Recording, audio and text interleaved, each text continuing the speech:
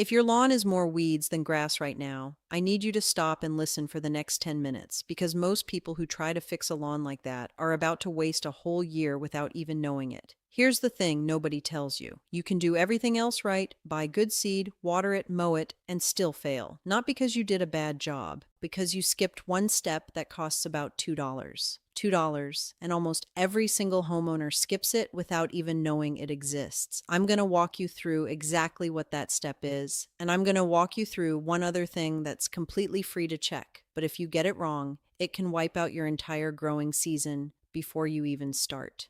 By the end of this video, you'll know exactly what order to do everything in, so you're not wasting a $60 bag of seed on a lawn that was never going to grow in the first place. My name is Lenny. I've been working on lawns for 20 years. I've seen every version of this mistake, and I've made a few of them myself early on.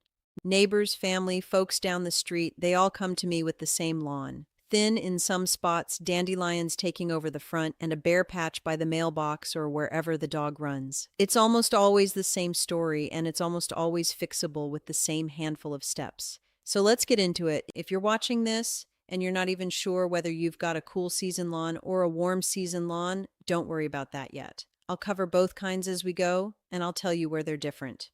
The weeds are not your real problem.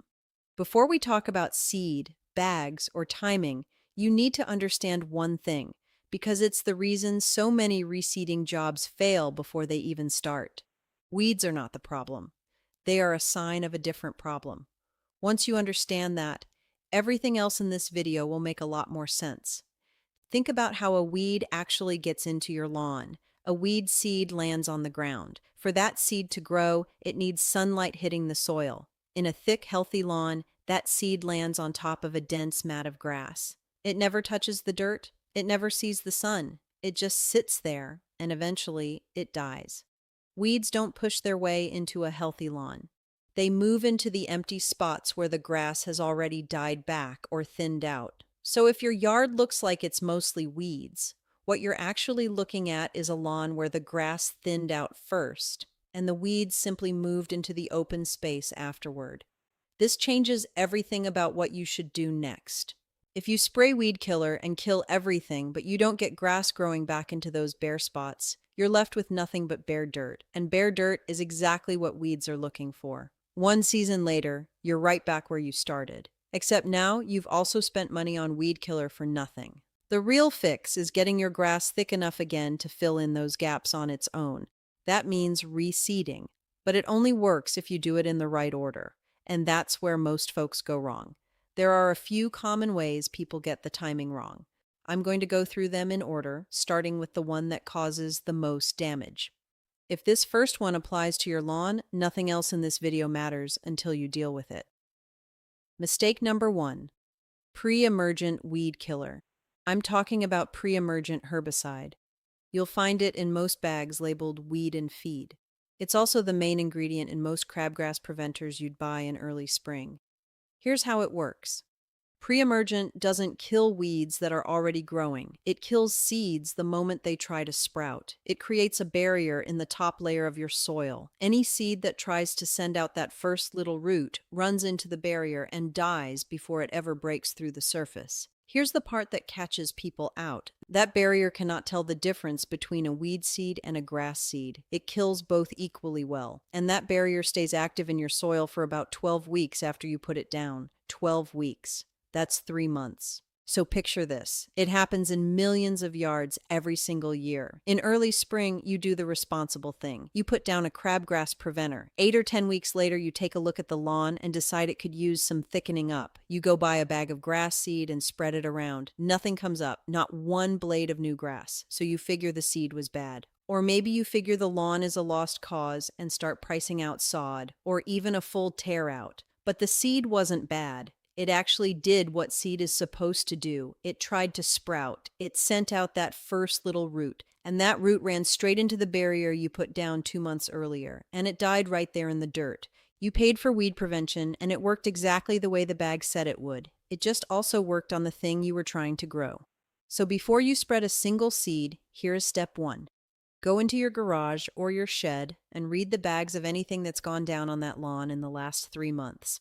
If you find anything with a pre-emergent in it, and again, weed and feed products almost always have it, then your seeding date is set by that 12-week clock, not by the calendar, not by how motivated you feel on a Saturday morning, by that clock. That's the free check I mentioned. It costs you nothing but a few minutes reading labels in the garage, and getting it wrong can cost you an entire growing season. Mistake number 2, post-emergent timing. The second mistake works the same way, just with different numbers. Post-emergent herbicide is what you spray directly on weeds that are already growing. This is the stuff that kills dandelions and clover without hurting your grass. These products work well, and honestly, on a lawn that's full of weeds, spraying them is often the right first move. But here's the catch. These products also stick around in the plant and soil for a while after you spray them. As a general rule, you want to wait 4 to 6 weeks between spraying a post-emergent weed killer and putting down grass seed. Some labels say 3 to 4 weeks is enough. Some of the newer products are made to break down faster, letting you seed sooner, but you have to actually read the label on the bottle you bought. Don't guess. Every product is a little different. Here's the squeeze this creates, and it's the part most people never plan for. The best time to reseed most lawns is late summer into early fall. So if you spray your weeds too late in the summer, by the time your waiting period is over, you've already missed the fall seeding window. Now you're sitting out the entire year, waiting for next fall. Timing here isn't a small detail, it's the whole game. Spray too late and you lose the whole season, even though you did the right thing by treating the weeds first. The $2 step almost everyone skips. Now here's the one I promised you, the $2 step, and I'd bet most of you watching have never even heard of it. When people reseed bare or thin patches in the lawn, the standard advice is to spread a thin layer of topsoil over the seed. This makes sense on the surface. It keeps the seed touching the ground. It holds in moisture. It keeps the birds from eating it. You go to the garden center, grab a bag of topsoil, spread it over your seed, and you're done.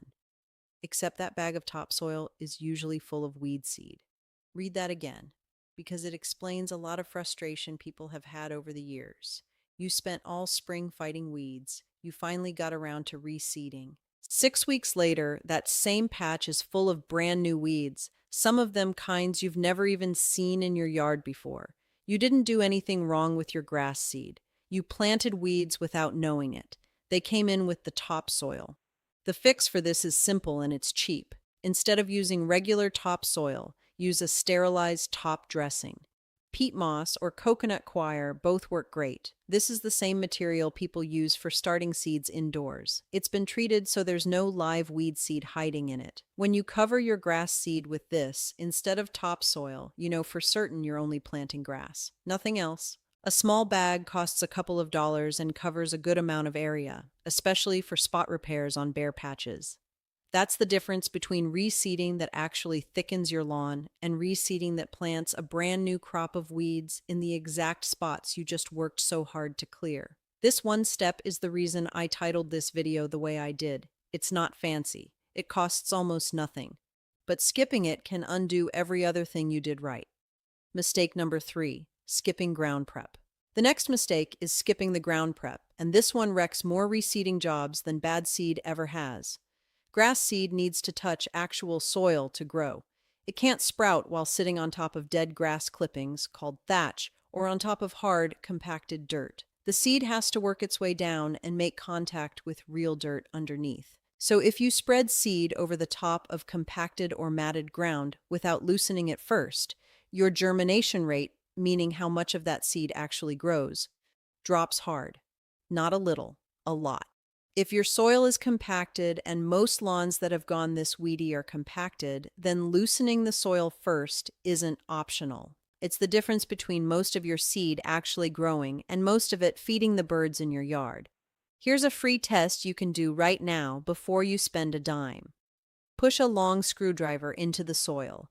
If the ground is in decent shape, it should slide in several inches without much effort. If it stops after only an inch or two, your soil is compacted. Test a few different spots in the yard too, not just one. Areas near the driveway, along a fence line, or anywhere people or pets walk a lot tend to be more compacted than the middle of an open yard. If you're compacted, the answer is core aeration. That's the kind of aeration where a machine physically pulls small plugs of soil out of the ground. not the kind with spikes on shoes that just push the dirt sideways. Spike aeration doesn't actually fix compaction. It can even make it a little worse. Here's a bonus that comes almost for free. If you aerate right before you reseed, all those little holes left behind become perfect pockets for the new seed. The seed drops right in, it's protected from birds, it's already touching soil, and it's shaded so it doesn't dry out as fast. Aerating and seeding on the same day is one of the best combinations you can do for a struggling lawn. The one pre-emergent that plays nice with seed. Now, there's an exception to the pre-emergent rule I gave you earlier. It's worth knowing because it solves that timing squeeze I mentioned. There's a type of pre-emergent that works alongside grass seed instead of against it. The active ingredient is called mesotrione. You'll usually find it sold under the brand name Tenacity. It's selective in a really useful way. It stops crabgrass and clover from coming up, but it still lets your new grass seed germinate. It'll even knock back some weeds that manage to sprout through it. You put this down at the same time you seed, or shortly before your new seed comes up.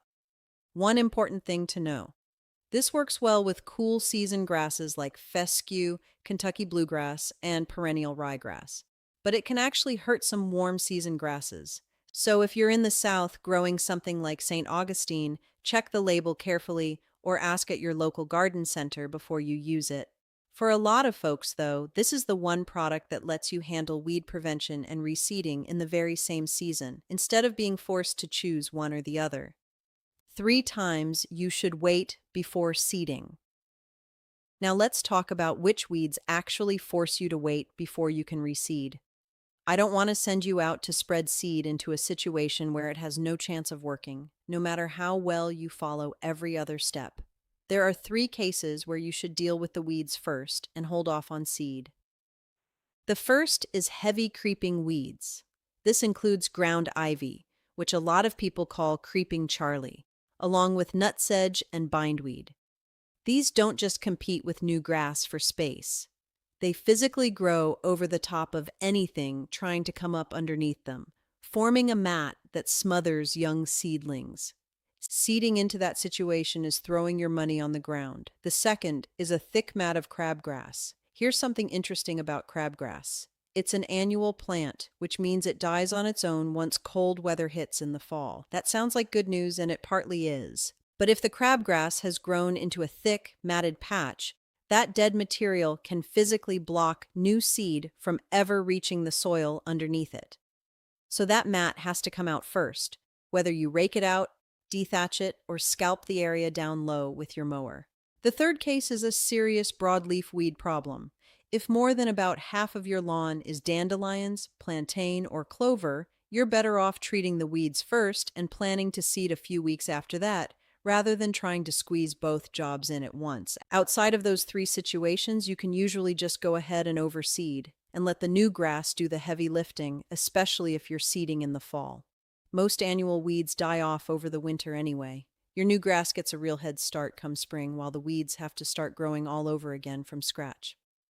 Choosing the right seed. Let's talk about the seed itself, because this is another place where people lose real money without realizing it. Not all grass seed is the same, and the cheapest bag on the shelf is usually cheap for a reason. There are 2 things to check when you're standing in the aisle deciding what to buy. First, match the seed to your climate.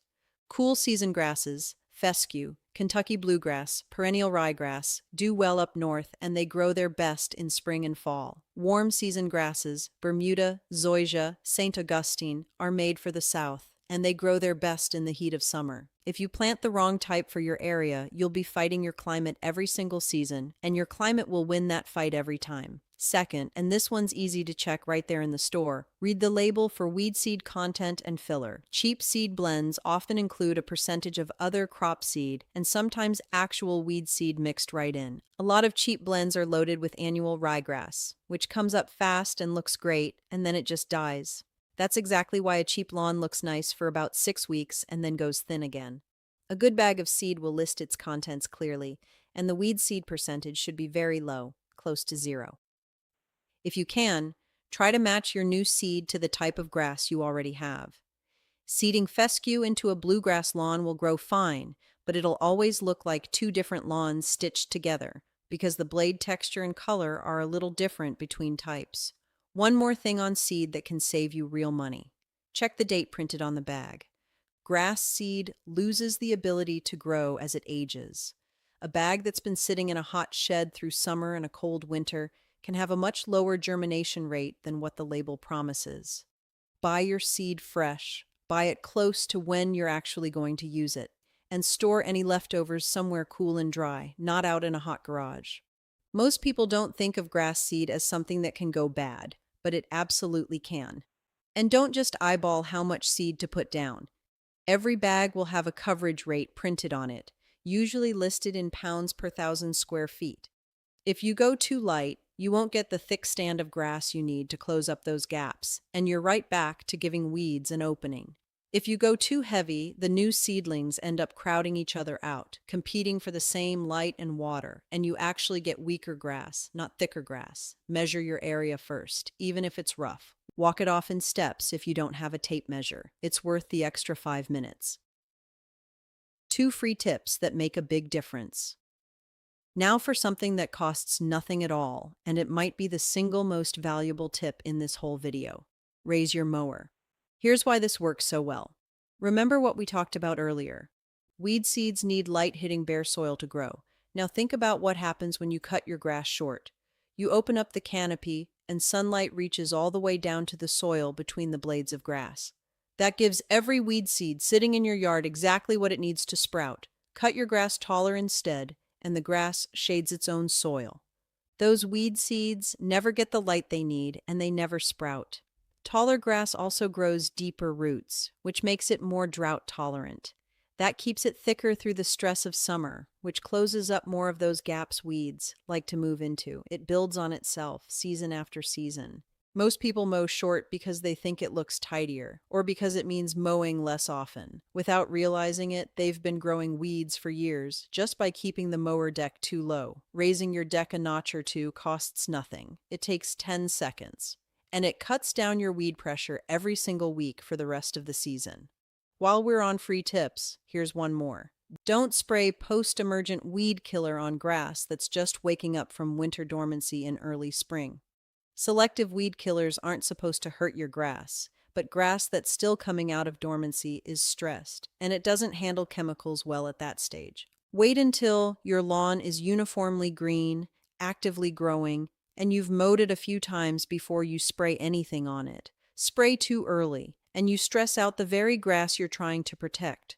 That thins it out even more, which lets in more weeds, and now you're actually going backward instead of forward. Watering new seed the right way.